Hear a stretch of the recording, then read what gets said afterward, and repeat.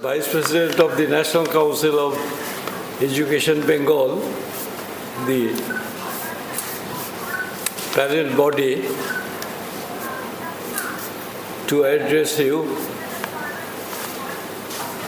at this inaugural session of this seminar of the Center of the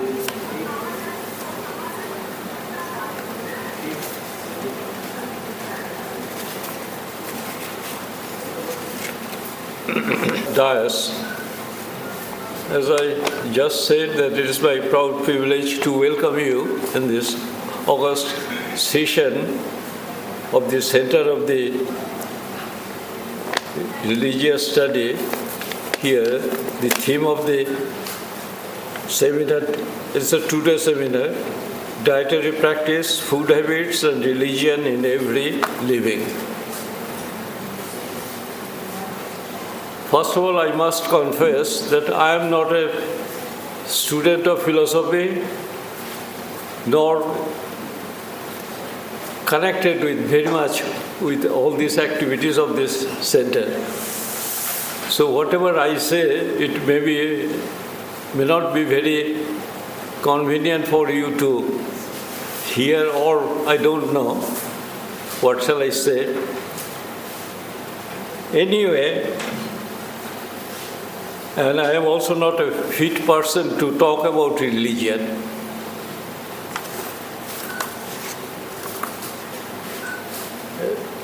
Few months back, I have come across with a book written by a Western philosopher on religion. So I was very interested what they say about religion. Let us see, because in the Western, either they may be Christian, and in Christian there are two sects again, maybe Roman Catholic or Protestant, and also there are other subsects in those groups also, or maybe a community of the Jew community, rather, I should say. So it started with a very interesting sentence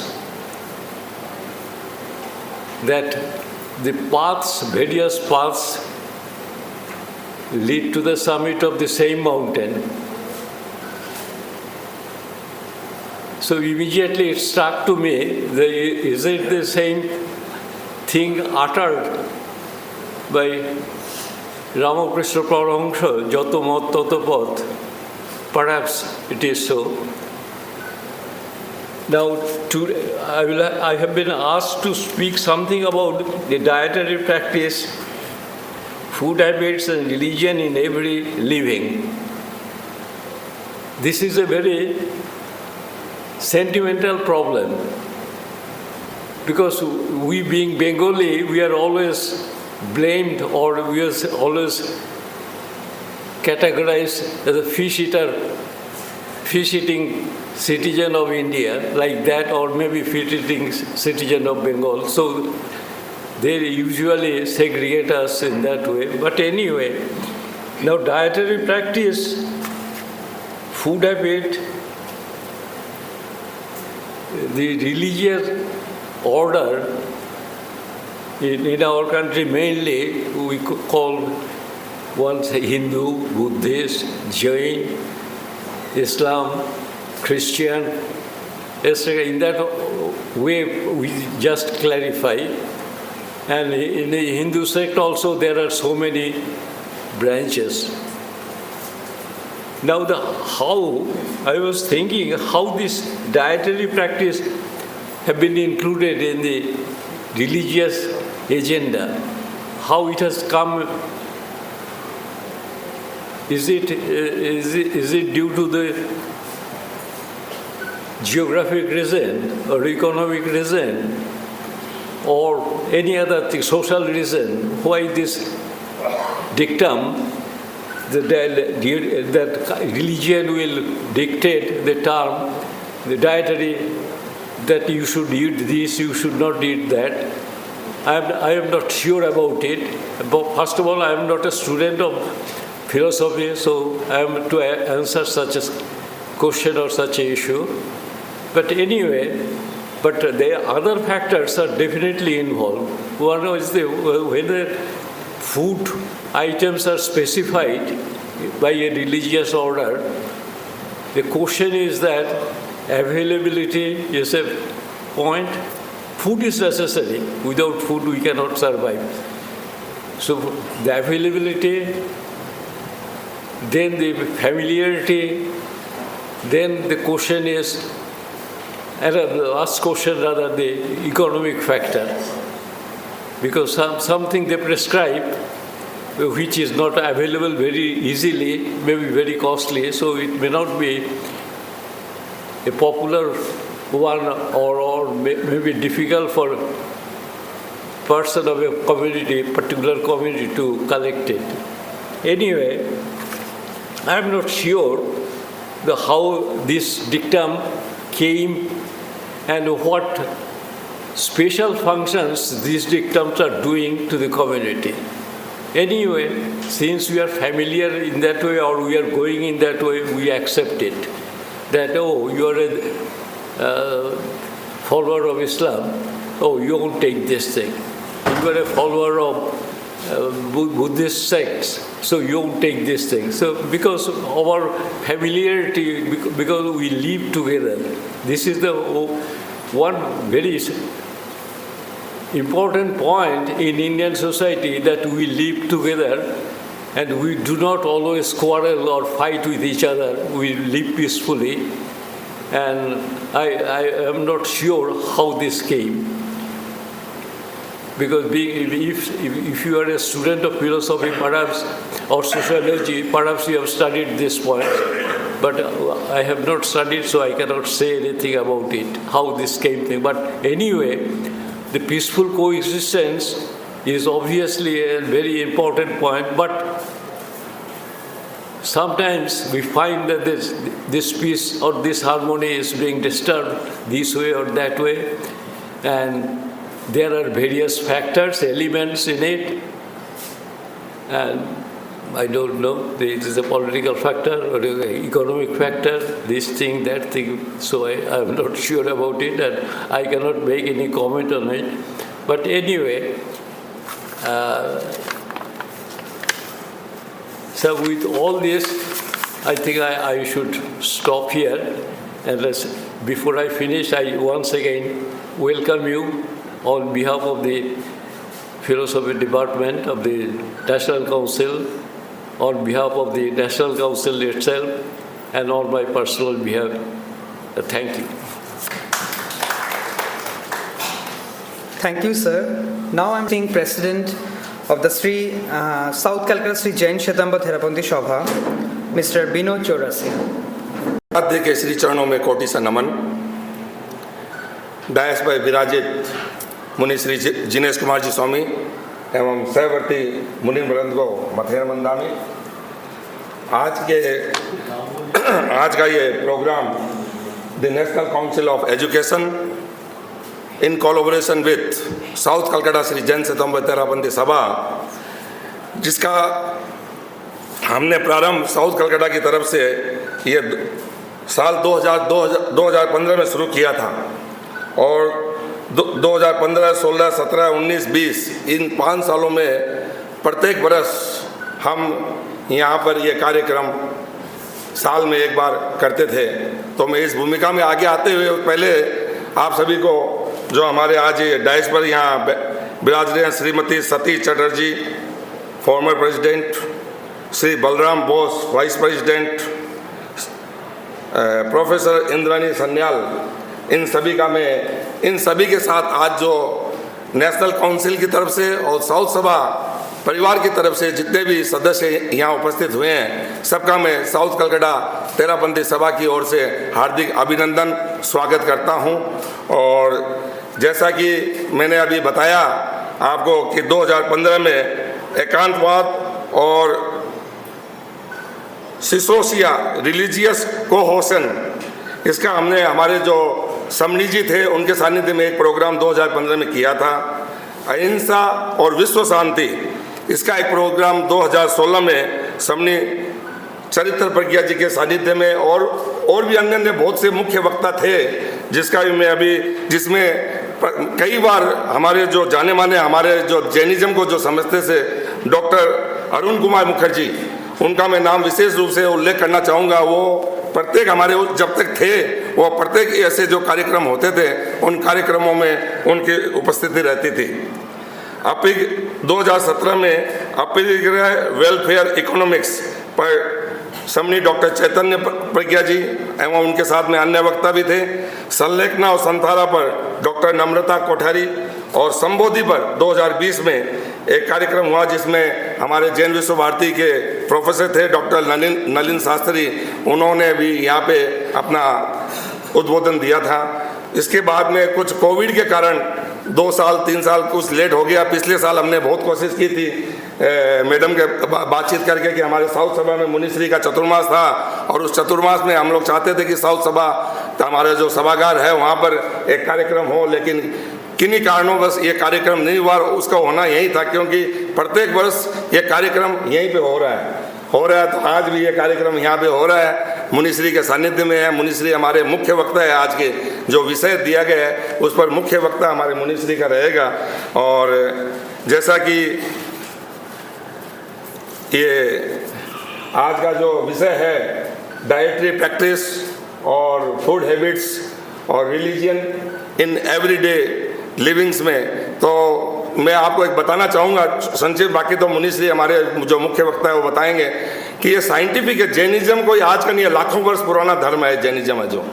और Jainism में आज के doctor हम लोगों को जब अपनी जो आराम बीमारी कोई भी होती है तो खान पान की शुद्धि के लिए बोलते हैं कि खाने की चर्या कैसी रहनी चाहिए, खाना कैसे खाना चाहिए, जो हम लोगों का फूड हैबिट्स है वो कैसा होना चाहिए। उसमें डॉक्टर्स भी बोलते हैं कि जब भी आपका डिनर हो, एक तो सूर्यास्त के पहले यदि कोई कर ले तो उसका जो अपने जो जीवन में जो शारीरिक रूप में जो होता है वो बहुत अच्छा रहता है। सब साइंस विज्ञान भी इसको मान चुका है कि सूर्यास्त से पहले यदि खाना खाने से शरीर स्वस्थ रहता है, अच्छा रहता है।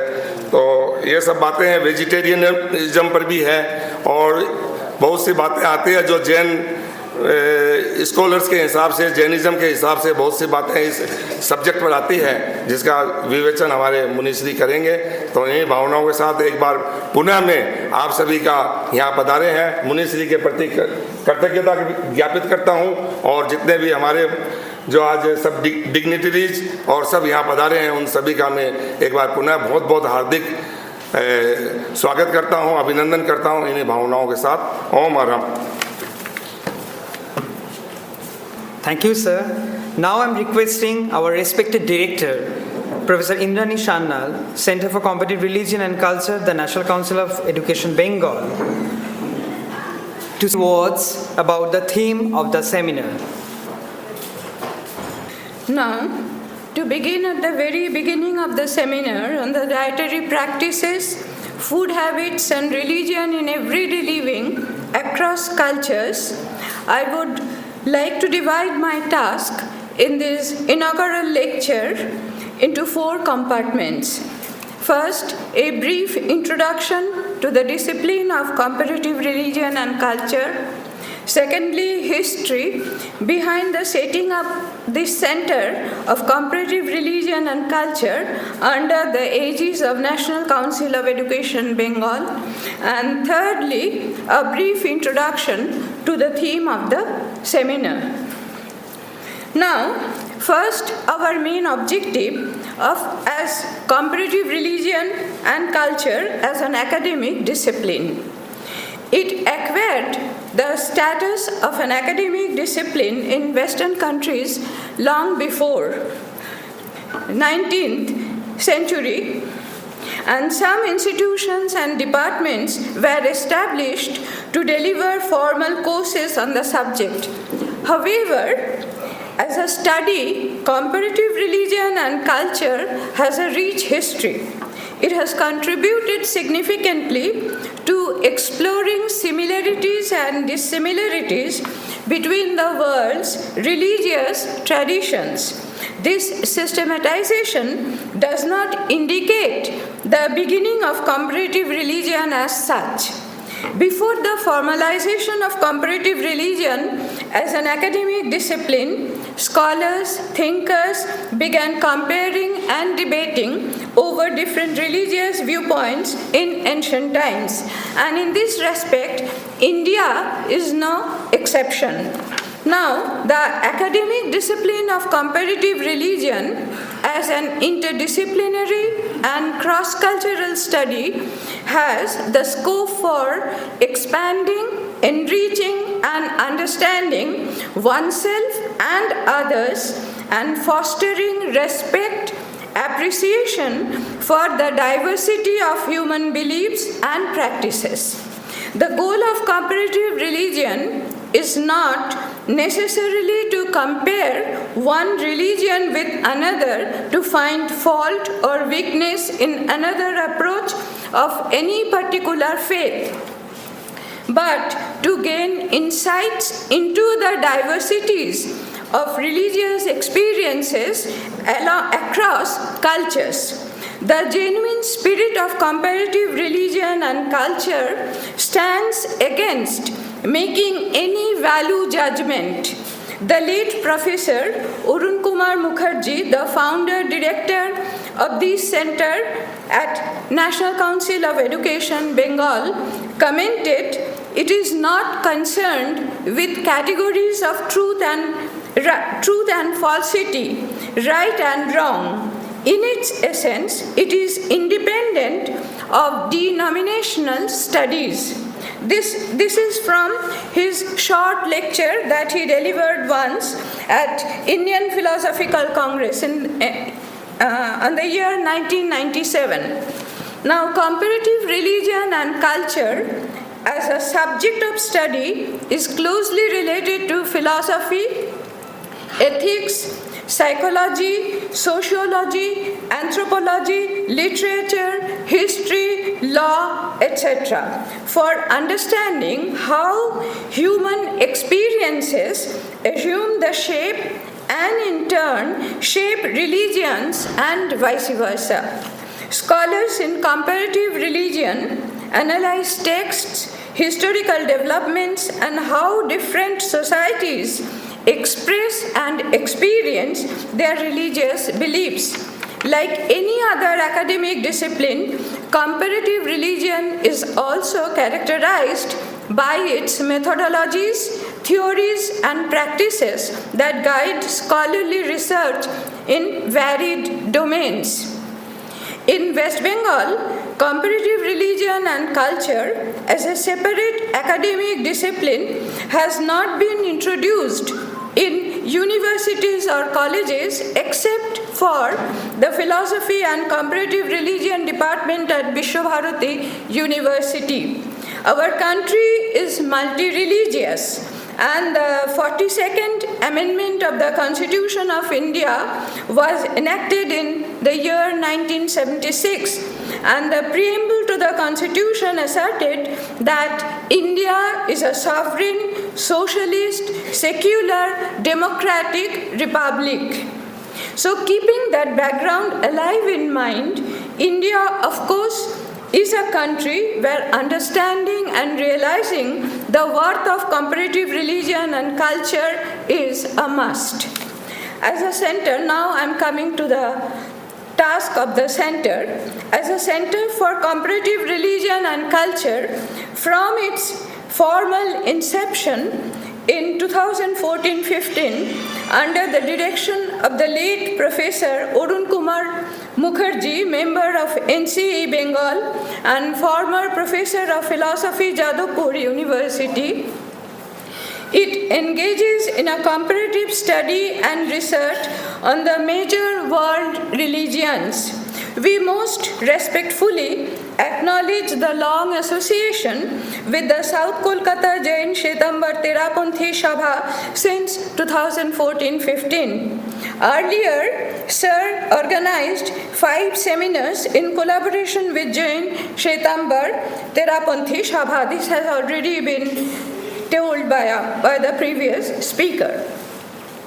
Now, this center was founded to reinvigorate the very spirit of the National Council of Education, Bengal, in assimilating the best Oriental ideals of life and thought with the best ideals of the West, for promoting and encouraging to pay proper regard to religious sentiments and custom of different sections of the community per the best traditions of the country. Here I have quoted the last two lines from the Memorandum of National Council of Education, Memorandum of Association in the matter of the National Council of Education, Bengal, Appendix B, Jadavpur Vishwavidyalayer Utsha Sandhane, the important book that has been written by Rama Prasad De. Now the theme of the seminar and its relevance. Nevertheless, an interdisciplinary study through exchanging ideas during this seminar on the dietary practices, food habits, and religion in everyday living across cultures will provide a nuanced understanding of different religious perspectives.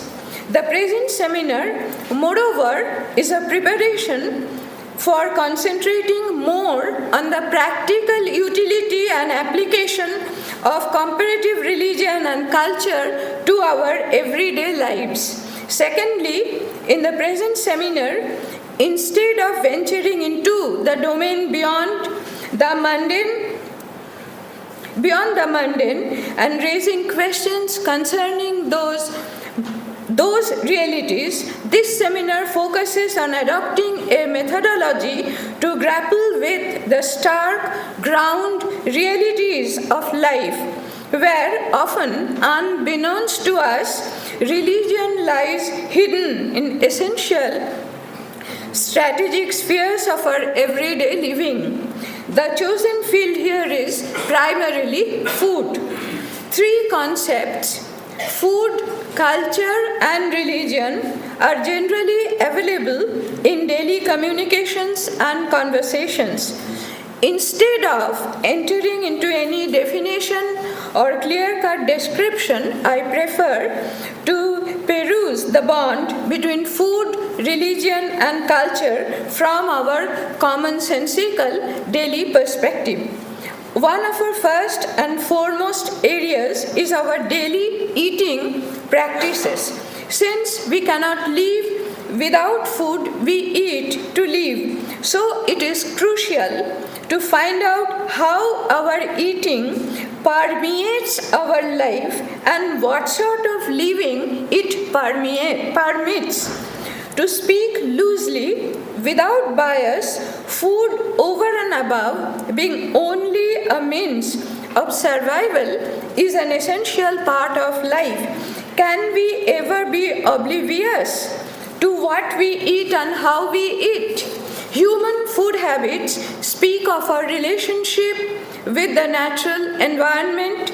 Nonetheless, underpinning of food extends beyond physical necessity to reflect the multitude of relationships we form with others as individuals, communities, and nations. Historical data show how individuals and societies have bestowed political, socio-economic, and cultural meanings on food. Our notions about what is edible and desirable and what is not convey deeply rooted ideas about ourselves and powerful ideologies about our relation with others. The old saying, "We are what we eat," unquote, has inspired, animated, and has sometimes negatively provoked often unspoken consequences. Those who eat differently are not like us. Thus, food has been an essential identity marker throughout history.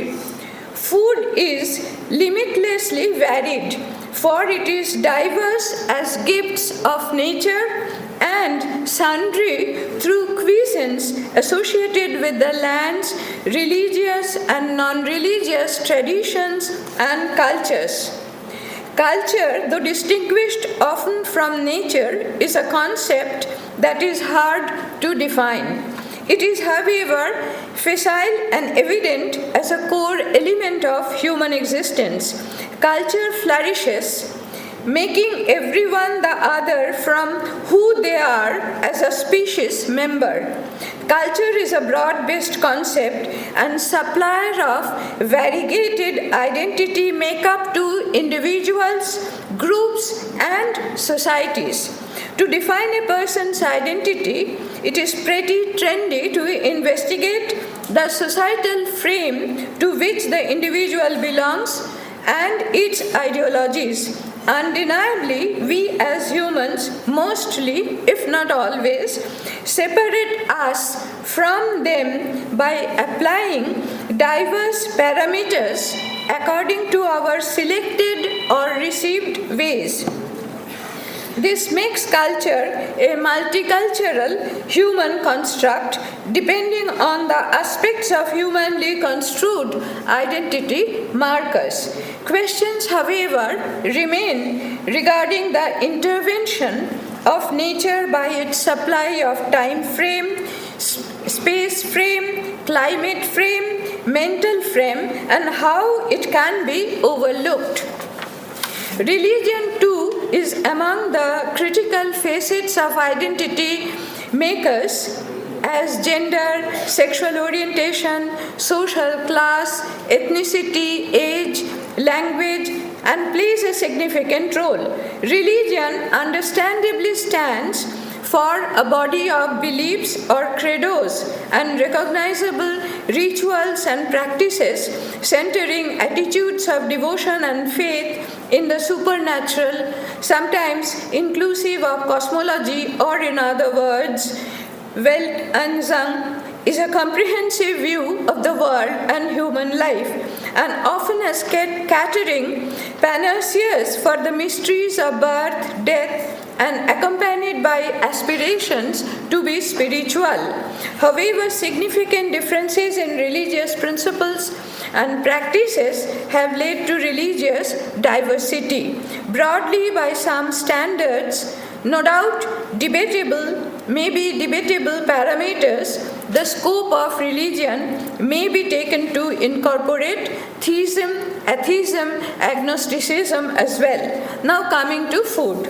Apart from the survival value of food, people, not individuals, but belonging to groups from different cultural backgrounds, display their practices and habits of consuming different sorts of food. In religious discourse, irrespective of any religion per se, food is an essential item in religious ceremonies. An exploration of religion and culture through food is going to be a decisive step. Food, we have already pointed out, is an excellent self-maker. As we have already pointed out, food may be embedded with religious, cultural, spiritual, and emotional contents. To ponder seriously over foods, we hardly can miss the communicative role of food, but without any verbal means.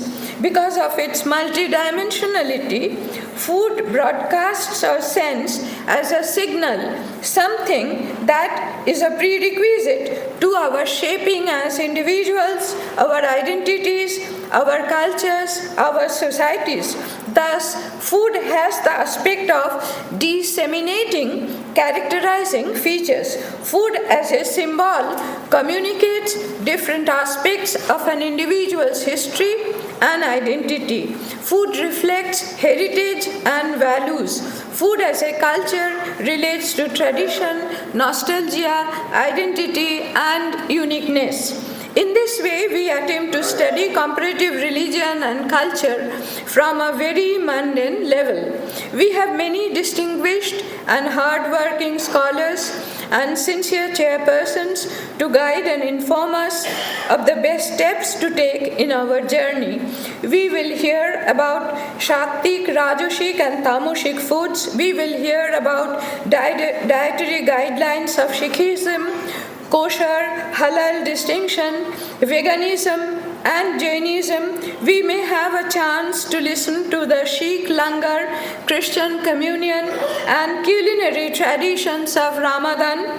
And in this seminar we have included the Jainism, and we have with us today respected Munishri ji, and we have also included in our lecture schedules speakers on 3 Abrahamic religions, that is Judaism, Christianity and Islam, Hinduism, and apart from those 3 religions we have with us Hinduism and Buddhism. We have arranged for lectures on Japanese religious cults and traditions, on Zoroastrianism, who made at one time India their homeland. And India is also a homeland of several folk and tribal belief systems, and we have table ready for those representatives to speak from the purview of folk religions of India. We have also tried to highlight the magic of food and its alliance with religion and culture in our dreams as well. So with all this, I end my inaugural lecture.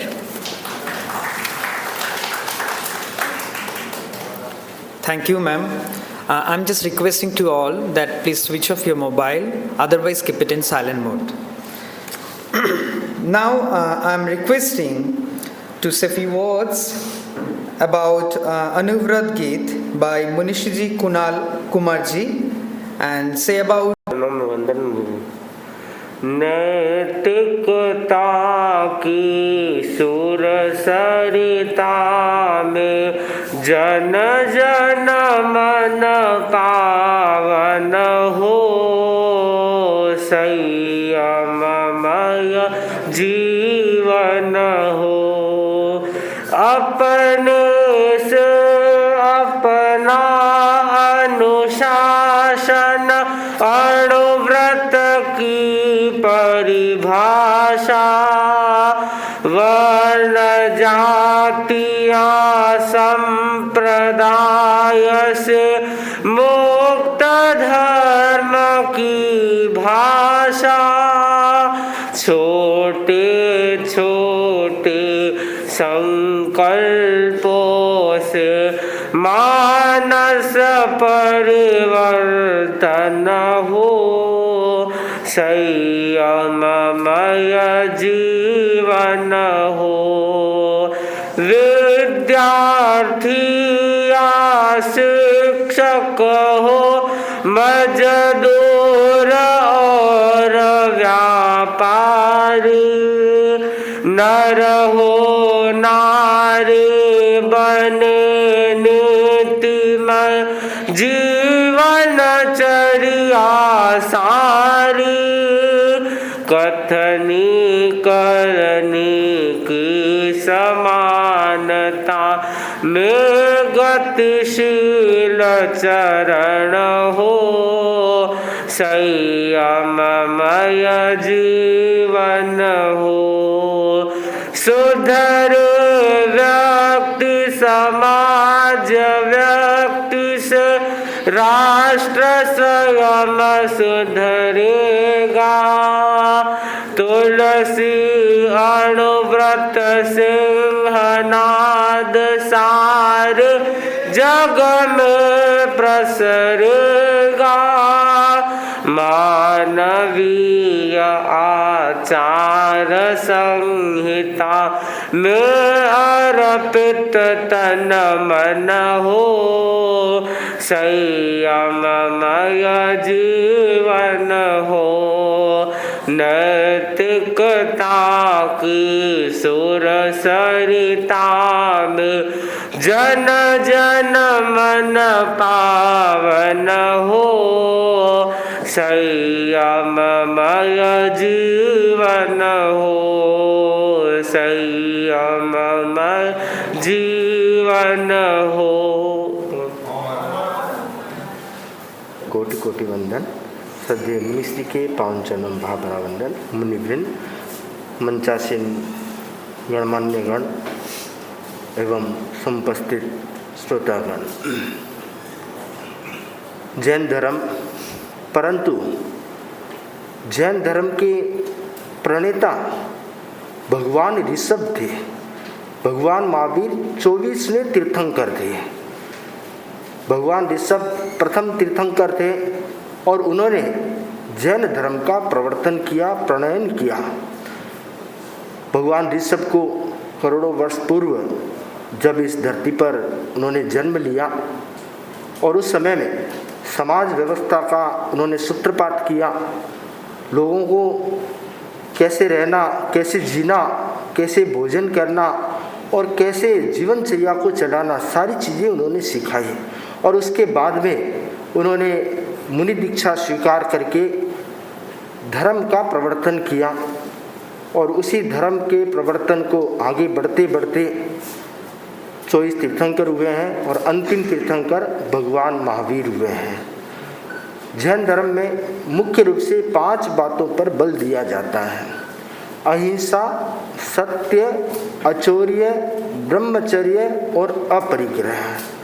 साधना की विधियां बनाई गई, उसमें 2 category बनाई गई।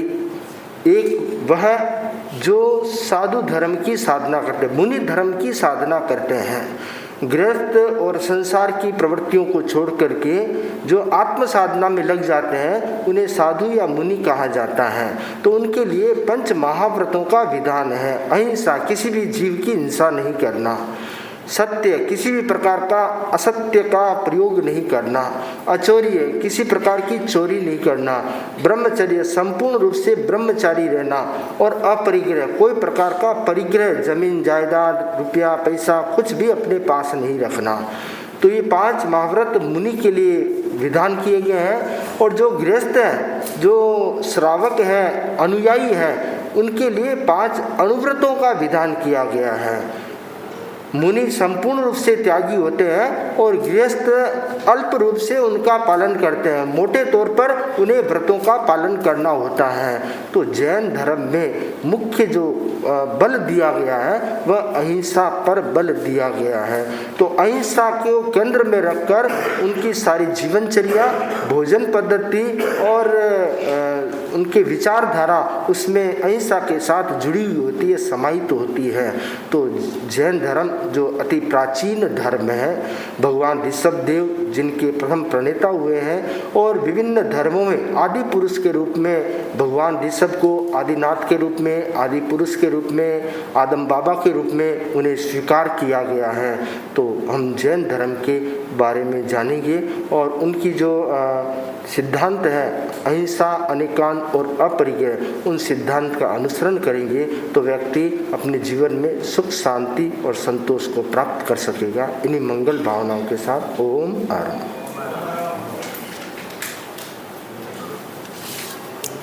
Our respected chief guest, Munishri ji, I am welcoming Mr. Kamal Shettiya, Secretary, South Calcutta Jain Shetamba Therapanthi Sabha. के श्री चरणों में वंदन। Vande Guruvaram, Vande Munivaram. Before I introduce Munishri ji, it's our privilege to welcome the dignitaries who are the organizers and who have been working very hard for this occasion. So first of all, I would like to request our Nari Ratna, Srimati Tara Devi Surana, and our Mahila Mandal President, Padma ji Kochar, to come at the stage and welcome and give our memento and books to Chairperson Professor Sati Chatterjee, Chairperson of Research Wing Subcommittee of NCE, former President of the National Council of Education Bengal and former Professor of the Department of English, Jadavpur University, Kolkata. Please. Our President Vinodji Choradia and our Trustee Sri Vijay Singh Ji Choradia and Anurad Samiti Vice President Sri Navinji Dugar and Toligan Sabha President and Ratnalal Ji, to Ashok Ji Parak and Sri Vinodji Choradia to give a memento to to Sri Balram Ji Council, but was also instrumental in doing the comparative religious study on various aspects, and he was a regular visitor to our Ladnu Vishwabharati. Now I have been asked to introduce our Munisri Ji, who is the chief guest today in this inaugural session of dietary practices, food habits and religion in everyday living across all cultures. मुनिश्री जिनेश कुमार जी जो यहाँ पे हैं वो करीबन 12 महीने से इस reason में है। ये लास्ट ईयर नहीं 2022 में कटक में इनका चतुर्मास था। जैन चर्या के अनुसार रेनी सीजन जो होता है, मानसून जो होता है, उसके अंदर 4 मास या 5 मास जैसे भी लूनर कैलेंडर हो, वो एक स्थल पे ही विराजना होता है। 2023 का चतुर्मास इनका वाजिन तेरापंथी सभा तेरापंथ भवन पद्मपुकुर में हुआ था, और अभी इनका विचरण पूरे उपनगरीय क्षेत्रों में हो रहा है। जैसे अभी ये टॉलीगंज नरेंद्रपुर क्षेत्र में विचरण कर रहे हैं, तो प्रोफेसर इंद्रानी सन्याल का ये भावना थी कि जादवपुर यूनिवर्सिटी में ये प्रोग्राम किया जाए, और आज बहुत ही खुशी की बात है कि मुनिश्री का यहाँ पर पदार्पण हुआ है। मुनिश्री का जन्म 1 फरवरी 1965 को हुआ था। जसोल एक बाड़मेर का छोटा सा क्षेत्र है राजस्थान में, जिसको आप बहुत से लोग परिचित भी होंगे। इनके पिताजी का नाम श्रद्धानिष्ठ श्रावक स्वर्गीय चंद्रमल जी बोरड़ थे, और माताजी तपोनिष्ठ श्राविका स्वर्गीय धनी देवी बोरड़ थी। इनकी दीक्षा जो मुनि दीक्षा जो आप देख रहे हैं, ये विक्रम संवत 2037 भाद्रपद शुक्ला पूर्णिमा, दैट इज़ 24 सितंबर 1980, करीबन 43 साल पहले इनकी दीक्षा हुई थी। वो दीक्षा का जगह था लाडनू, जहाँ हमारी लाडनू विश्व भारती जो यूनिवर्सिटी है वो स्थित है। और दीक्षा इनका जो गुरु थे वो हमारे युग प्रधान आचार्य श्री तुलसी थे, जो आप अनुव्रत गीत सुने हैं उनके रचयिता और उस मूवमेंट के रचयिता और जो लीडर थे वो आचार्य श्री तुलसी थे। सानिध्य इनका मुनिश्री मोहनलाल जी स्वामी आमेट के साथ में इन्होंने करीबन 20 वर्ष एज उनके डिसाइपल उनके साथ रहे हैं। और इनको जो हमारे यहाँ एक संविधान में लिखा हुआ है कि एक लीडर होता है, उनको जो लीड ये पोस्ट दी गई थी, ये 14 अक्टूबर 2001 को मिला था। अभी ये जो 3 संत आप देख रहे हैं, इनके अग्रणीय जो नंबर 1 जो होते हैं वो आचार्य श्री महाप्रज्ञ जी द्वारा बनाए गए थे 14 अक्टूबर 2001 को। इन्होंने बहुत सी क्षेत्र कवर किए इंडिया में, जैसे राजस्थान, गुजरात, महाराष्ट्र, मध्य प्रदेश, कर्नाटक, तमिलनाडु, पुडुचेरी, आंध्र प्रदेश, तेलंगाना, दमन, उड़ीसा और वेस्ट बंगाल। नाउ इन्होंने करीबन 52-53 हज़ार किलोमीटर की पैदल यात्रा की है। They are not suppose to use any mode of transport, no mode of transport, not even a bicycle they are allowed to use. इनकी जो किताबें हैं, बहुत सी किताबें, उनमें जैन ज्ञान प्रश्नोत्तरी और जैन तत्व ज्ञान प्रश्नोत्तरी एक बहुत ही अच्छा, जैसे आपके क्विजिंग के लिए होता है वैसे ये दोनों किताबें हैं। If anyone wants to know about Jain religion in Hindi, one can get all the details in these 2 books. इनका रुचि है तत्वज्ञान, तेरापंथ इतिहास, तेरापंथ दर्शन, संस्कार संवर्धन आदि। विशेष शतावधानी ये इनको एक इनका मेन फोकस पॉइंट है। और गुरु आज्ञा से 2 मुमुक्षुओं को उन्होंने मुनि दीक्षा प्रदान की है। जैसे ये मुनि है, इन्होंने भी 2 मुनि को दीक्षा दी है with the instruction from our acharya. हमारे जो आचार्य वो अभी महाराष्ट्र में विचरण कर रहे हैं, आचार्य श्री महाश्रमण जी, जो 2017 में यहाँ पे राजरहाट में चतुर्मास किया था। इन्हीं सब भावना के साथ मैं अब मुनिश्री से विनम्र अनुरोध करूँगा कि आज अपना प्रार्थना हम लोगों को प्रदान करें on dietary practices and food habits. मुनिवृंद, मंचासीन अतिथिगण, उपस्थित धर्म प्रेमी भाई बहनों, इस अवसरपीणी काल में जैन धर्म के 24 तीर्थंकर हुए हैं, जिसमें प्रथम तीर्थंकर भगवान ऋषभ हुए हैं और अंतिम तीर्थंकर भगवान महावीर हुए हैं। वर्तमान में भगवान महावीर का शासन चल रहा है। भगवान महावीर आज से लगभग 2500 वर्ष पहले हुए। उन्होंने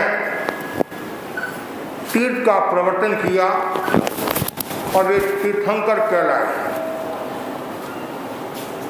भगवान महावीर ने चतुर्वी जनसंघ के लिए अहिंसा की दृष्टि से कुछ नियम बनाए, कुछ साधना के सूत्र दिए। उसके बारे में आपको मैं बताने जा रहा हूं। तो जैन साधु होता है वह शाकाहारी होता है, कोई भी प्रकार का नॉन वेज का सेवन नहीं करता है। इसके पीछे मुख्य जो कारण भगवान महावीर ने बताया वो है मैत्री और अहिंसा। जहाँ मैत्री और अहिंसा की हम बात करते हैं वहाँ फिर कोई भी प्रकार की हिंसा जैन साधुओं के लिए मान्य नहीं होती है। जो राकेश, हाँ खिताराम में जैन साधु जो मैंने आपको फाड़ना बताया था ना, मांसाहार, वो थोड़ा चेंज करना है और दूसरा जो आपको बता देंगे, अंडा, मछली आदि का निषेध हाँ, वो करते हैं। उधर राकेश टेक्सटाइल से ही लेना है। और जैन साधु, हाँ जैन अनुयायी तो ड्रॉप इस सात्विक भोजन पर विशेष बल देते हैं। और आप सब जानते हैं मनुष्य देहधारी प्राणी है। देह को चलाने के लिए आहार की आवश्यकता होती है। आहार 3 प्रकार का बताया है, तामसिक आहार, राजसिक आहार और सात्विक आहार। हाँ, जो ये आधार कार्ड है उसके ऊपर तामसिक जो आहार होता है वह अभक्ष्य पदार्थों से संबंध रखने वाला होता है। राजसिक जो आहार होता है वो विलासिता पूर्ण होता है। पैसा ले लेना। सात्विक जो आहार होता है वो साधना के अनुकूल होता है और स्वास्थ्य के अनुकूल होता है। कितने दिन में पहुंचेगा मैडम? और जो अभक्ष्य पदार्थों का सेवन करता है, पहुंचे तो पहले मुझे फोन करना, ठीक है ना? प्रकृति भी, ओके, शरीर की जो प्रकृति वह प्रकृति भी स्वीकार नहीं करती है। और हमारा जो भोजन है वह भोजन कभी भी अभक्ष्य नहीं हो सकता है। केवल जीव की लोलुपता के वशीभूत होकर, स्वाद के वशीभूत होकर आदमी मांसाहार का प्रयोग करता है। और जो मांसाहार का प्रयोग करता है, अंडा आदि का सेवन करता है, शरीर की दृष्टि से भी नुकसान है और आत्मा की दृष्टि से भी नुकसान है। इसके पीछे कारण यह है, सब जीव जीना चाहते हैं, मरना कोई नहीं चाहता है। सब जीवों को प्राण प्यारा है। हमारा क्या अधिकार है हम दूसरे जीवों को मारे? अपने सुख के खातिर दूसरों के प्राणों का हनन करना, दूसरे प्राणियों को दुख देना, कष्ट देना, वह हिंसा है। इसलिए भगवान महावीर ने हिंसा का निषेध किया और भगवान महावीर ने अहिंसा का उपदेश दिया। और जहाँ अहिंसा होगी वहाँ मैत्री का विकास होगा, करुणा का विकास होगा, समता का विकास होगा, दया का विकास होगा। इसलिए जो जैन धर्म में विश्वास रखने वाले हैं उनके लिए तो वर्जनीय है। और जो शरीर के प्रति ध्यान रखने वाले हैं और वैज्ञानिक भी कहते हैं कि जो नॉन वेज का प्रयोग करता है तो शारीरिक दृष्टि से भी कठिनाई आती है, मानसिक दृष्टि से भी कठिनाई आती है, भावनात्मक दृष्टि से भी कठिनाई आती है। और ऐसा कहा जाता है, जैसा खाए अन्न वैसा होए मन, जैसा पिए पानी वैसी होए वाणी। जो जैसा है वैसा ही उसका चिंतन हो जाता है और जैसा भोजन करता है वैसा ही उसका व्यवहार हो जाता है। विज्ञान भी कहता है न्यूरोट्रांसमीटर, जैसा अन्न खाता है वैसा उसका व्यवहार हो जाता है। यदि वह सात्विक भोजन करता है तो उसके विचार अच्छे होंगे, विचारों की पवित्रता बढ़ेगी, सकारात्मक चिंतन बढ़ेगा और सोचने की क्षमता भी बढ़ेगी।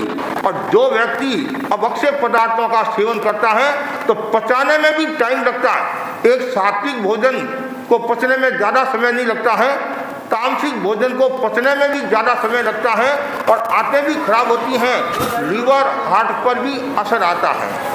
दूसरा, जैन धर्म जमीकन वर्धन पर भी बल देता है कि जमीकन का प्रयोग भी नहीं करना चाहिए। जो आलू है, प्याज है, इनमें अनंता जीव होते हैं। इन जीवों की जो हिंसा करता है, जीवों की जो विराधना करता है, उसके भी कर्मों का बंधन होता है। इसलिए जमीकन से भी दूर रहना चाहिए। और जो जमीकन का ज़्यादा प्रयोग करता है कि हमारे जैन दर्शन में 6 प्रकार के जीव बताए हैं, पृथ्वी का है, अप का है, तेजस का है, वायु का है, वनस्पति का है, तर्स का है। तो जमीकंद है, आलू, प्याज, लहसुन, ये वनस्पति काय के जीव हैं। इन जीवों को भी तकलीफ नहीं देनी चाहिए।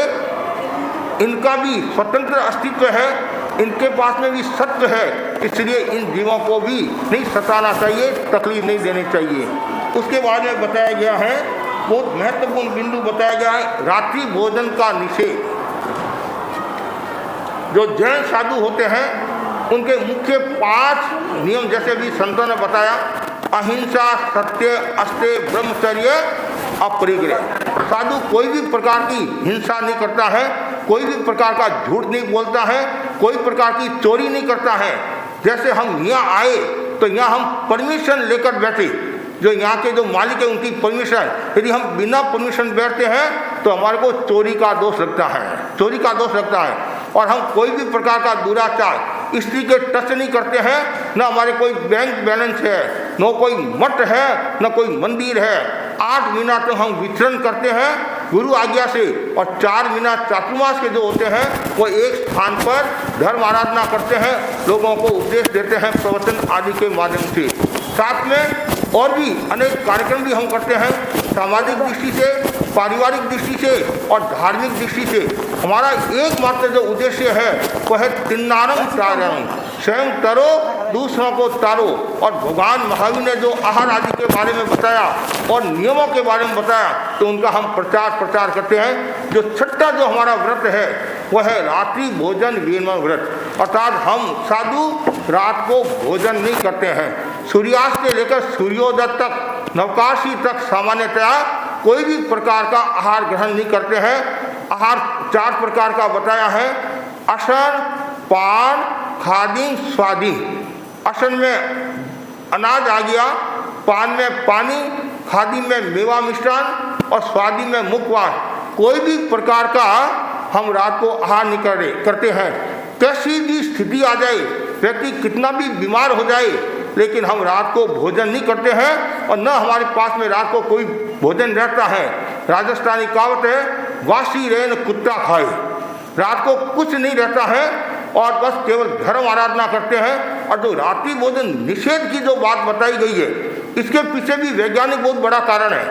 आप एक दिन में भोजन करते हैं, एक रात को भोजन करते हैं। दिन में जो आप भोजन करते हैं तो सूर्य के कारण, सूर्य का जो ताप होता है, सूर्य की जो किरणें होती हैं वो जठराग्नि पर पड़ती हैं। इससे क्या होता है, जठराग्नि हमारी तेज होती है, पाचन भी मजबूत होता है और पचने में भी सुविधा रहती है। और सूर्यास्त के बाद हम भोजन करते हैं तो क्या होता है, जो हमारी जठराग्नि है वो मंद हो जाती है और पचने में भी समस्या आती है। और पुराने समय में अंधेरा में जीव जंतु दिखाई नहीं देते थे और लोग खाते थे, कभी कभी समस्या भी आ जाती थी।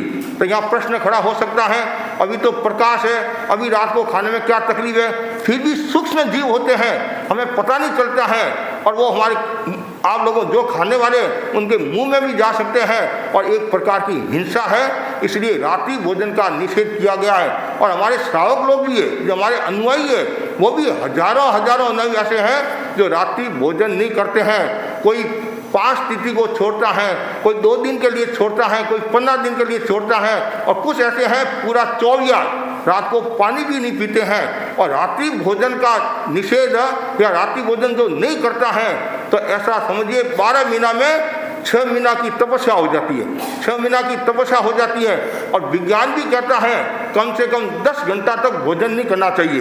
विज्ञान कहता है 10 घंटा तक। लेकिन भगवान महावीर तो परम वैज्ञानिक थे, भगवान महावीर तो परम वैज्ञानिक थे। उन्होंने साधुओं के लिए बताया, हमारी पुरानी परंपरा है कि साधु एक समय भोजन करे, साधु एक समय भोजन करे। वर्तमान की परंपरा में थोड़ा सा अंतर है, लेकिन सूर्यास्त से लेकर सूर्योदय तक करीबन 12 घंटा हो जाते हैं, 11 घंटा हो जाते हैं, तो पचने में भी सुविधा। और रात्रि भोजन का त्याग होने से क्या होता है, जो रात्रि जनित जो बीमारियां होती है, जैसे गैस की बीमारी है, एसिडिटी की बीमारी है, नींद की बीमारी है, उससे व्यक्ति बच जाता है। भोजन और नींद के बीच में, मतलब भोजन और जब हम भोजन का कम से कम 3-4 घंटों का फैसला होना चाहिए, 3-4 घंटों की क्या बोलते हैं गैप होना चाहिए। गैप होने से क्या होता है, आदमी आराम से नींद ले सकता है। और अभी वर्तमान में क्या हो रहा है, खाया, टीवी देखी और सोया, तो इससे क्या होता है, शरीर पर असर आता है, मन खराब, भाव खराब, विकृति भी आती है। और गैप होता है तो आप धर्म आराधना भी कर सकते हैं, आत्मचिंतन भी कर सकते हैं। तो मैं जितने भी मेरे सामने बैठे जैन अजैन, उन सबको मैं कहना चाहूँगा, अब रात्रि भोजन का त्याग करें और आप कोशिश करें। और एक साथ में नहीं कर सकते हैं तो धीरे धीरे करें। पहले अन्न का त्याग करें, फिर मिष्टान का, मेवा का, स्वादीन, और ऐसे करते करते भोजन का भी त्याग करें और पानी का भी त्याग करें। इससे आपका शरीर बहुत शक्तिशाली होगा, मन भी शक्तिशाली होगा। एक केवल 7 दिन के लिए आप प्रयोग करके देखें। हम कर्नाटक की यात्रा में थे, एक भाई को मैंने उपदेश दिया कि जब तक हम यहाँ रहे आपको रात्रि भोजन नहीं करना है। उसने त्याग किया। पहले दिन बोला, महाराज शरीर बहुत हल्का लग रहा है, शरीर अच्छा लग रहा है, बॉडी हल्की लग रही है। तो उसने 12 महीना के लिए रात्रि भोजन का त्याग कर दिया और उसका शरीर भी अच्छा हो गया। और आज वर्तमान में हम देखते हैं जिनके रात्रि भोजन का त्याग है, अनेक बीमारियों से वो बच जाता है और डॉक्टर के पास जाना नहीं पड़ता है, अनावश्यक खर्चा से भी बच जाता है, हिंसा से भी बच जाता है। इसलिए रात्रि भोजन विज्ञान भी कहता है, वैज्ञानिक लोग भी कहते हैं कि जैन धर्म परम वैज्ञानिक है। हम कहते कोई बड़ी बात नहीं है, लेकिन भगवान ने तो कहा ही है। और आज वैज्ञानिक लोग भी क्या कहते हैं कि जैन धर्म का जो भी आहार है, जो भी उनकी दिनचर्या है, वो सब व्यवस्थित ढंग से है। हम जो तपस्या करते हैं, तपस्या का जो पालना करते हैं, वो पालना भी परम वैज्ञानिक है। उस हिसाब से करते हैं ताकि शरीर पर असर नहीं आए, मन पर असर नहीं आए और हमारी चर्या में कोई बदलाव नहीं आए। इसलिए ये रात्रि भोजन का निषेध है। और हमारे यहाँ एक शब्द आता है उनोदरी तप। जैन धर्म में एक शब्द आता है निर्जरा। निर्जरा के 12 प्रकार बताए हैं। पहला है अनशन। अनशन का मतलब है आहार से संबंध रखने वाला 3 या 4 आहार पानी का त्याग करना, अनशन। जैसे संथारा बोलते नहीं, सलेखना संथारा, एक तो कुछ समय के लिए त्याग किया और एक आजीवन के लिए त्याग करते हैं। उसके बाद में दूसरा शब्द आता है उनोदरी। उनोदरी से तात्पर्य है ऊन उदर, पेट में थोड़ा जाना। कहते नहीं कम खाना, गम खाना और नम जाना हर बार। घर में यदि आप शांति चाहते हैं तो कम खाना सीख लो। कम खाने से क्या होगा, अनेक समस्याओं का समाधान हो जाएगा। लाल बहादुर शास्त्री जी ने कहा था, जो प्रधानमंत्री थे, कि एक समय सोमवार के दिन आप एक समय व्रत करो, अन्न की समस्या का समाधान हो जाएगा। लेकिन आप उन्नति तब यदि शुरू कर ले तो देश के हिसाब से मैं कहना चाहता हूँ, लेकिन इसका आत्मा के साथ सीधा संबंध नहीं है, धर्म के साथ सीधा संबंध नहीं है। लेकिन यदि आप तपस्या करते हैं, एक समय व्रत करते हैं, तो वो तो आत्मा के साथ संबंध है। और जो अन्न की समस्या का समाधान भी हो जाएगा वो देश की दृष्टि से। लेकिन जो उन्नति तप करता है और जो कम खाता है उसका चिंतन भी अच्छा रहता है। लेकिन आज का जो युग क्या है, आने दो, आने दो, कहीं भी माल मिलता है तो आने दो। ये नहीं सोचता है ये पेट है, क्या है, कि पेट है पेटी नहीं है, पेट है पेटी नहीं है। कहीं भी चार दोस्त मिल जाते हैं कि भाई आज मौसम बहुत सुहावना है, कुछ करे। एक दोस्त बोला भाई आज खीर बनाए, क्या बनाए? खीर बनाए। तो एक व्यक्ति बोला मैं चावल लेकर आ जाऊंगा, दूसरा बोला मैं दूध लेकर आ जाऊंगा, तीसरा बोला मैं चीनी लेकर आ जाऊंगा, चौथा बोला तुम दूध लेकर आओ, चीनी लेकर आओ, चावल लेकर आओ, मैं मेरे परिवार को लेकर आ रहा हूं। जहां भी माल मिलता है आधी रात को तैयार है, लेकिन वो ये नहीं सोचता है इसका परिणाम क्या आएगा। एक व्यक्ति ने ज्यादा भोजन किया, डॉक्टर के पास गया, डॉक्टर साहब पेट में मरोड़ा आ रहा है, पेट में दर्द हो रहा है। डॉक्टर ने देखा कि थोड़ी सी गैस हुई है और ये 2 गोली ले लो तुम ठीक हो जाओगे। और रोगी तपाक से बोला डॉक्टर साहब 2 गोली की जगह होती तो 2 रसगुल्ले खा लेता। तो भोजन के प्रति कितनी आसक्ति है। तो जैन दर्शन कहता है अनासक्ति का विकास करो। आप जैसे आज का डॉक्टर भी कहते नहीं एक साथ में ज्यादा भोजन मत करो, एक साथ में शुगर की जिनकी बीमारी होती है ना कि थोड़ा थोड़ा, लेकिन जैन धर्म तो इतना परम वैज्ञानिक है। भगवान महावीर ने कहा एक साथ में ज्यादा भोजन ही उन्नति तप करो। उन्नति तप करने से फायदा ही फायदा होता है। पेट में जितना अन्न कम जाएगा उतनी साधना अच्छी होगी।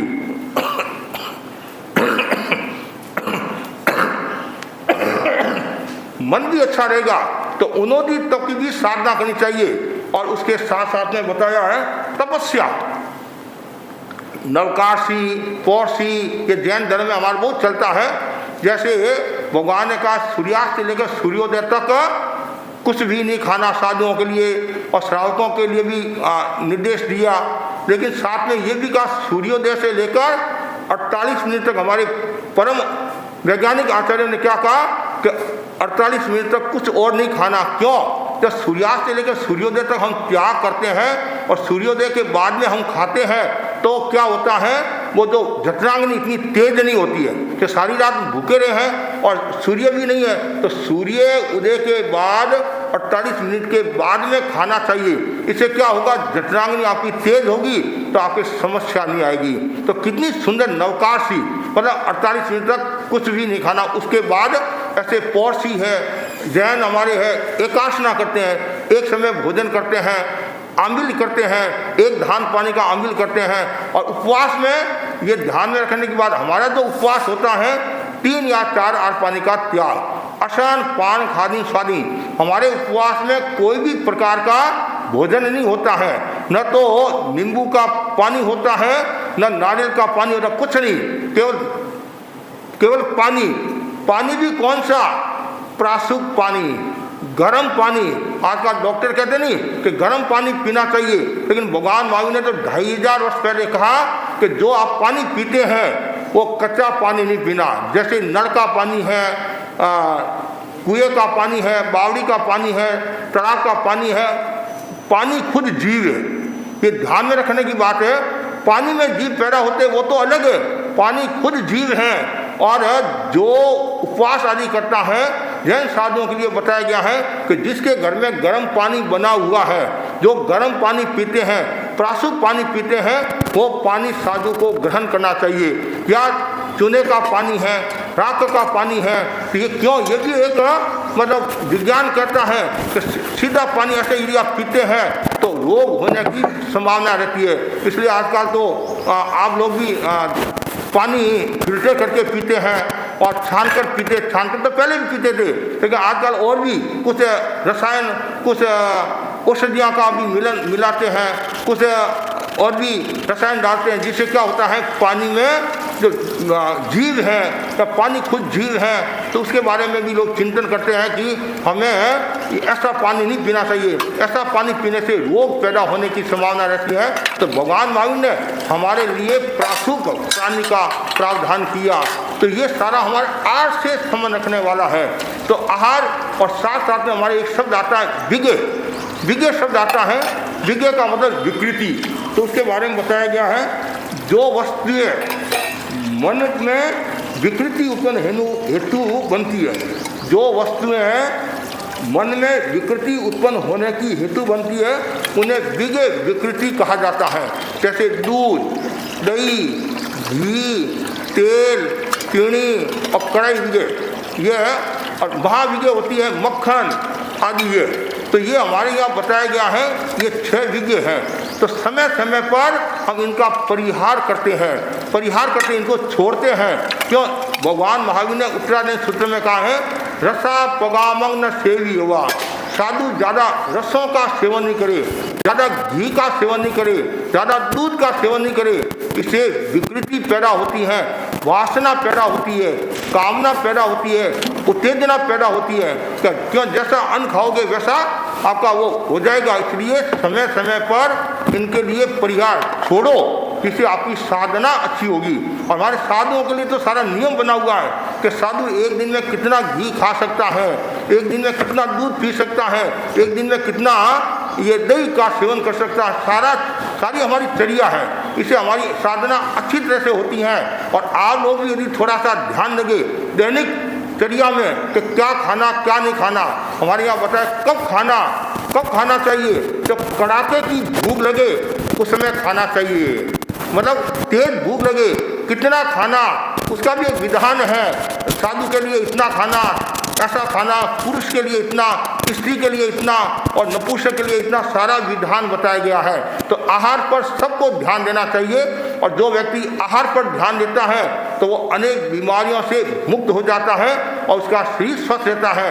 वर्तमान का जो युग है वो क्या तनाव का युग है, टेंशन का युग है। और तनाव टेंशन के कारण भी बीमारियां बढ़ती हैं। तो फिर आप लोग क्या करते हैं? तनाव से निजात पाने के लिए शराब पीते हैं। इससे तनाव मुक्ति हो जाएगी और शरीर अच्छा रहेगा। कभी नहीं हो सकता है। जो शराब खराब है ये भी हमारे जैन साधुओं के लिए तो मान्य है ही नहीं है, शराब समाज के लिए भी मान्य नहीं है कि क्यों शराब से भी विकृति पैदा होती है, शरीर खराब होता है, मन खराब होता है। और भगवान महावीर ने 2500 वर्ष पहले कहा कि कोई भी साधु साध्वी नशा नहीं करे। और हमारे प्राचीन आचार्य ने श्रावक समाज के लिए भी जो नियम बनाए, 7 व्यसन बनाए, उनमें एक व्यसन यही है, मद्य मांस का सेवन नहीं करना, जुआ नहीं खेलना, शिकार नहीं करना, पर स्त्री गमन नहीं करना, वेश्या गमन नहीं करना, चोरी नहीं करना।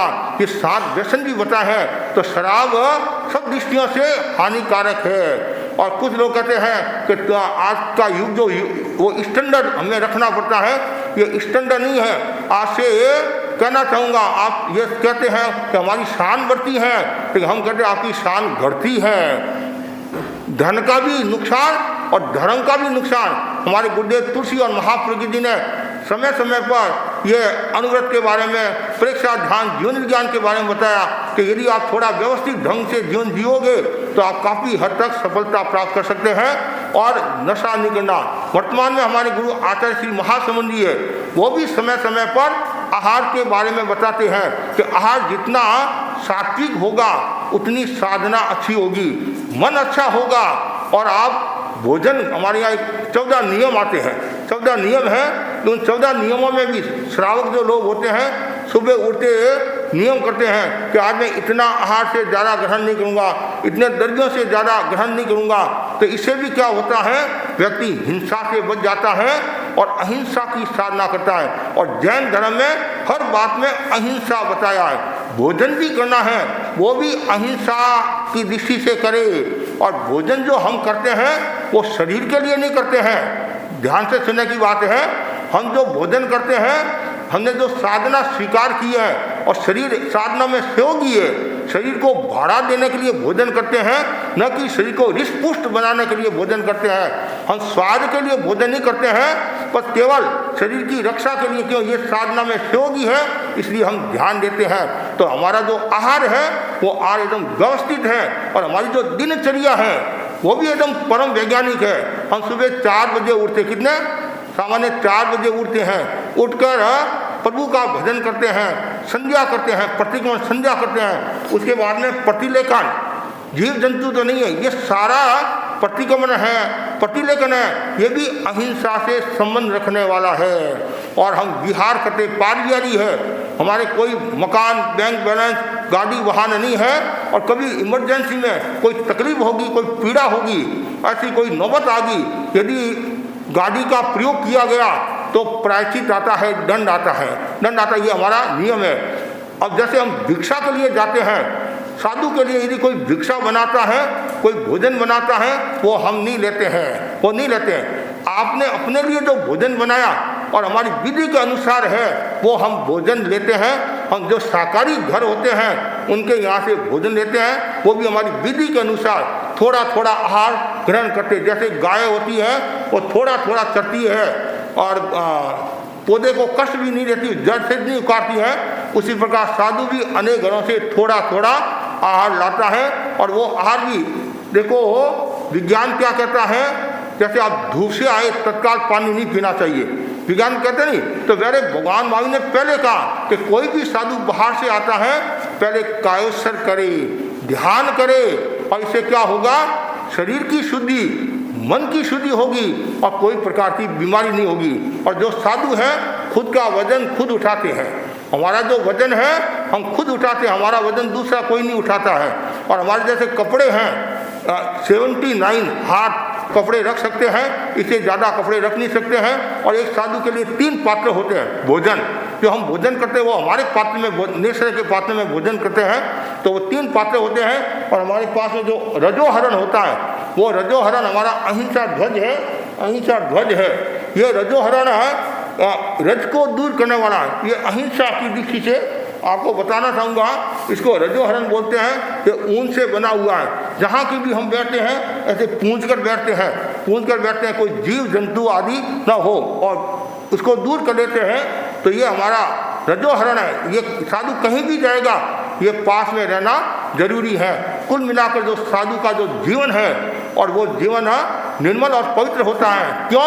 हमारी जो साधना है वो अहिंसा में है, हमारी जो साधना है वो मैत्री में है, और हमारी जो साधना है वो करुणा में है। और साधना मैत्री में हो, करुणा में हो, उसके लिए हमारा भोजन भी वैसा ही होता है। और यदि हमारा भोजन यदि साधना के अनुकूल नहीं है तो विकृति पैदा हो सकती है। इसलिए भगवान ने जो ये भोजन के बारे में बताया है ये सबको स्वीकार करना चाहिए और अपने जीवन में लाने की कोशिश करना चाहिए कि आज से मैं भोजन पर नियंत्रण करूँगा, अनावश्यक नहीं खाऊंगा।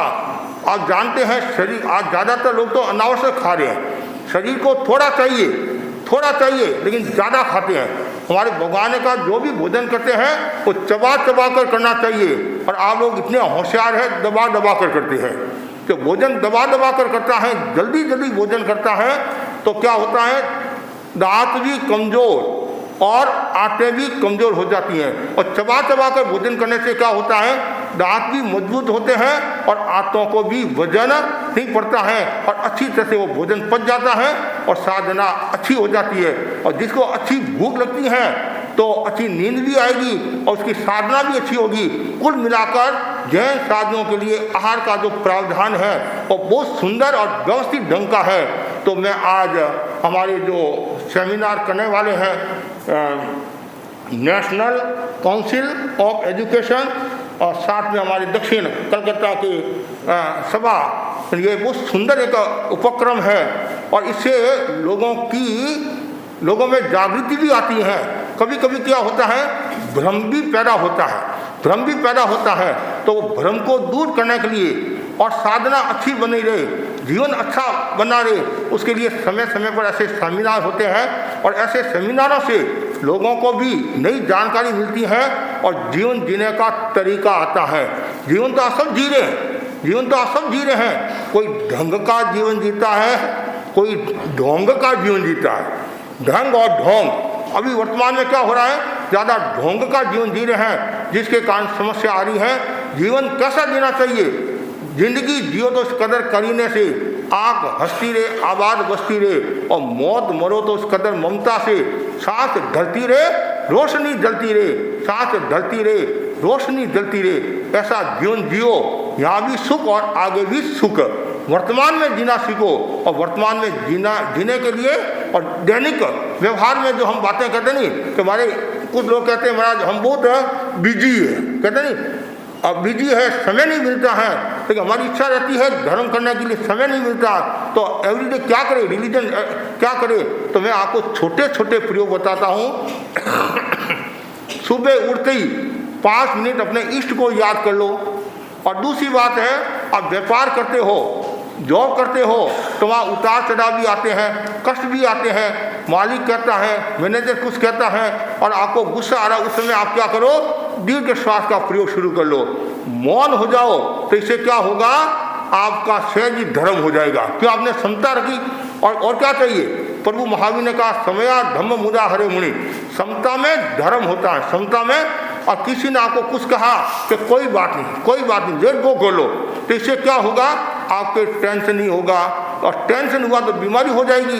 इसलिए आप मैत्री का, करुणा का, समता का विकास करें और सम प्रेम से रहे, सौहार्द से रहे। हम स्वर्ग और नरक की बात करते हैं, हमारे भीतरी स्वर्ग है और हमारे भीतरी नरक है। जिसका मन शांत है तो स्वर्ग है, और जिसका मन क्लांत है नरक है। और मन में शांति बनी रहे, मन में समाधि बनी रहे, उसके लिए भोजन का भी अपना महत्व होता है। और जितना सात्विक भोजन होगा और ऋतु के अनुसार भोजन होगा, परिमित भोजन होगा, तो आपकी साधना अच्छी होगी, जीवन अच्छा होगा। तो मैं सभी के प्रति आध्यात्मिक मंगल कामना करता हूँ, और आप खूब ऐसे कार्यक्रमों के द्वारा और आप भी प्रभावित हो। और मैं जो हमारे इंदिरा जी है, शायद उसका क्या नाम है, हाँ, तो इनको भी मैं साधुवाद दूंगा, और हमारे जो वाइस प्रेसिडेंट है इनको भी साधुवाद दूंगा। और भी जैसे अरुण कुमार जी मुखर्जी के बारे में बताया और लोगों के बारे में बताया, तो सबको मैं साधुवाद देता हूँ। हमारे सभा के अध्यक्ष मंत्री को भी, और टॉलीगंज के सभा के अध्यक्ष मंत्री आदि और भी जो बाहर से आए हैं, जैन अजैन, सबके प्रति आध्यात्मिक मंगल कामना। और यहाँ से आप रवाना हो, कुछ न कुछ लेकर जाना है, छोड़कर नहीं जाना है कि महाराज ने सुनाया यही छोड़ना नहीं है, साथ में लेकर जाना है। और हम जैन साधु हैं, हम न तो वोट मांगते हैं, न प्लॉट मांगते हैं, न नोट मांगते हैं, न रात को रोट मांगते हैं। आप में कोई खोट हो वह खोट दे दो, कि आज से मैं कोई भी प्रकार का नशा नहीं करूँगा।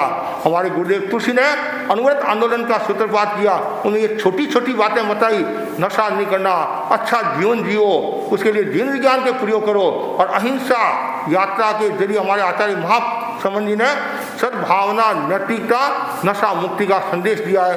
सब अच्छा जीवन जिए। और ये जो कलकत्ता महानगर है, यहाँ के लोगों में भक्ति भावना है, और ये भक्ति भावना और आपकी बढ़ती रहे, इसी आशा के साथ ओम arhat.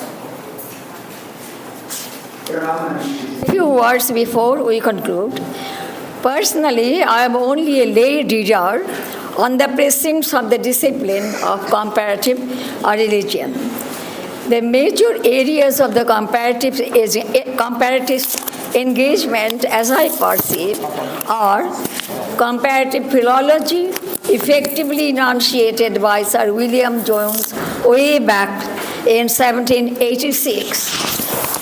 Then comparative mythology, initiated by Professor Max Muller in his 1856 Oxford essay. Comparative religion started in the study of myth structures and later developed by Mircea Eliade. And comparative literature, designated Vishwa Sahitya by Rabindranath Tagore in his lecture 1907. In all these fields, the effort is to trace a common descent from a shared origin, shared patterns cutting across cultures. If we draw a line between the pre-Freudian and the post-Jungian phases of speculation, we note that while William Jones had located language families, Max Muller spoke of a common fund of experience behind the formation of mythic morphology. In his 16th Gifford lecture, 1888, Max Muller commented, "Beside much that is peculiar to each, we find in all a common fund of mythology, which we may look upon as the earliest stratum likely to contain the germs of religious thoughts."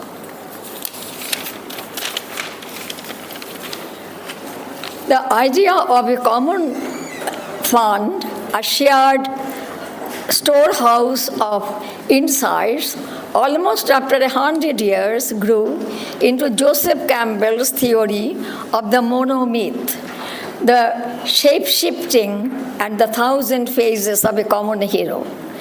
Mircea Eliade, in the quest for the Origins of Religion, 1969, mentions how during the 19th century, the parallelism was drawn from the study of biology and geological researches. The location of the stratum and the substratum in the formation of the earth projected a vertical order, and the valorization of the substratum took place at deeper levels of signification in the post-Freud-Jung phase of discourse. We became aware of a collective unconscious of a racial memory. In the 20s and the early 30s of the last century, Carl Jung was elaborating on the urgent need for a renewed relating with the substratum in modern man's search for a soul. Mircea Eliade, with all his insistence on the antinomy between the sacred and the profane, believes in the prospect of rescuing the religious, sacred denomination of modern man's existence. He concludes the volume, Patterns of Comparative Religion, with the assertion of a continuous process, a drama of the losing and the refinding of sacred values in the daily pattern of human life.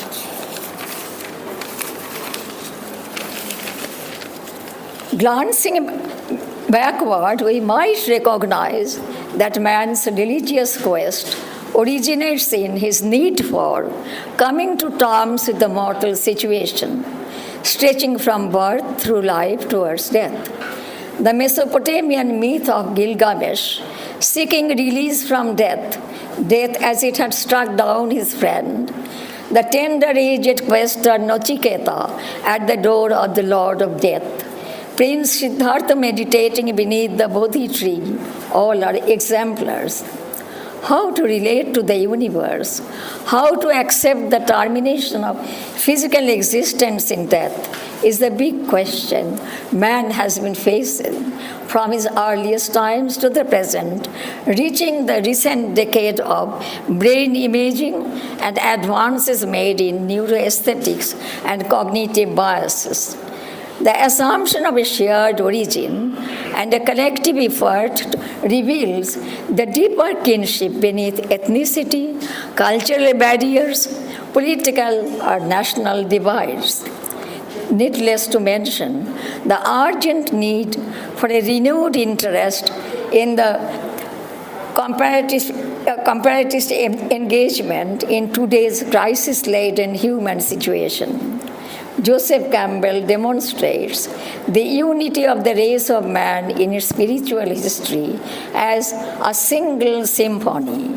This comes very close to Tagore's perception of a single poem being composed over centuries by hundreds of poets all over the world. শতেক যুগের কবিদল মিলে আকাশে ধনিয়া তুলিছে মত্ত মোদের বাতাসে শতেক যুগের কবিতা. The search for a coordinated soul, the recovery of the lost spirituality, not in exclusive individuality, but in the shared legacy of man, is the need of the moment. A rediscovery of common kinship, an open-eyed perception of the perpetual interpenetration of the sacred and the profane, the perception of patterns of daily life being impregnated by religious significance are steps towards seeing things in unison. The present seminar on dietary practice, food habits and religion, everyday living across cultures, is a preliminary effort in the direction. On this anticipatory note, we conclude our inaugural session and move to academic sessions in detailed studies. Thank you all.